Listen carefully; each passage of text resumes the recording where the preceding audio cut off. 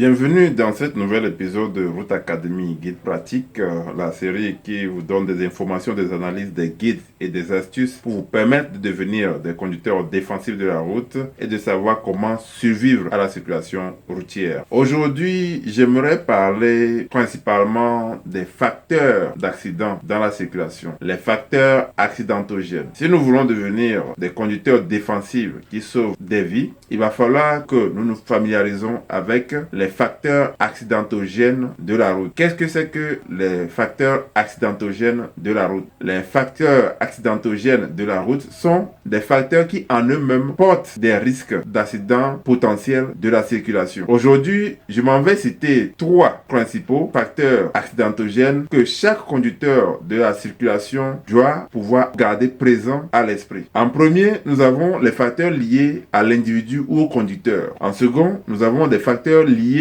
au véhicule que l'on utilise. Et en trois, nous avons des facteurs liés aux conditions de conduite ou de la route. Parlons en présent en premier des facteurs accidentogènes liés au conducteur, c'est-à-dire à l'individu. Ce sont des facteurs que vous pouvez contrôler, que vous pouvez examiner avant toute opération de votre véhicule. Ce sont votre état de santé physique, votre état de santé mentale ou émotionnel. Voilà les facteurs liés à l'individu ou bien liés au conducteur qui sont contrôlables, qui sont susceptibles d'être passés à examen, d'être jugés avant toute opération du véhicule. En deux, nous parlons des facteurs accidentogènes liés au véhicule. Les facteurs accidentogènes liés au véhicule sont des facteurs qui sont liés à l'état de maintien ou de maintenance de votre véhicule. Est-ce que votre véhicule va souvent au garage pour que une maintenance régulière puisse être faite là-dessus au fur et à mesure que le véhicule prend de l'âge? Voilà en ce qui concerne les facteurs accidentogènes liés au véhicule. En trois, nous avons les facteurs accidentogènes liés aux conditions de la conduite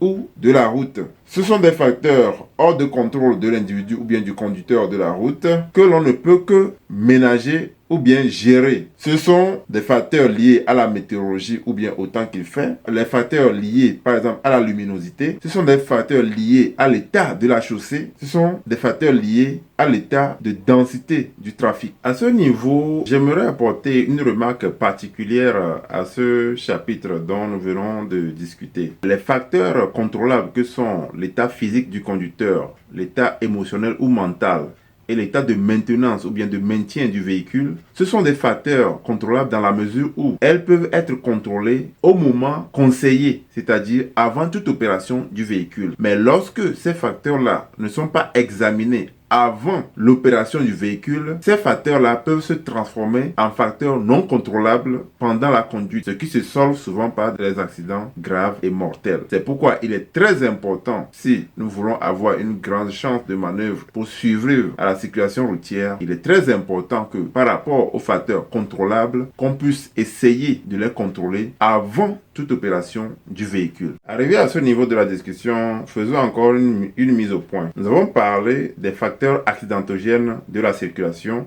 que nous avons divisés en deux grands groupes. Il y a le groupe des facteurs accidentogènes contrôlables et le groupe des facteurs accidentogènes non contrôlables. Parmi les facteurs accidentogènes contrôlables, nous avons l'état physique de l'individu, nous avons l'état émotionnel et mental de l'individu et l'état de maintien ou de maintenance du véhicule. Et de l'autre côté, nous avons le facteur ou bien les facteurs accidentogènes non contrôlables. Ce sont les facteurs météorologiques, les facteurs liés à la luminosité, les facteurs liés à l'état ou bien des conditions de l'asphalte ou bien de la chaussée et les conditions liées au trafic. Toutefois, précisons que les facteurs contrôlables que sont l'état physique, l'état émotionnel et mental de l'individu et l'état de maintien du véhicule, ce sont des facteurs qu'on peut contrôler rien que avant toute opération du véhicule. Lorsque aucun contrôle n'a été fait sur ces facteurs contrôlables avant toute opération du véhicule, ces facteurs contrôlables du véhicule peuvent se transformer pendant la conduite ou bien pendant l'utilisation du véhicule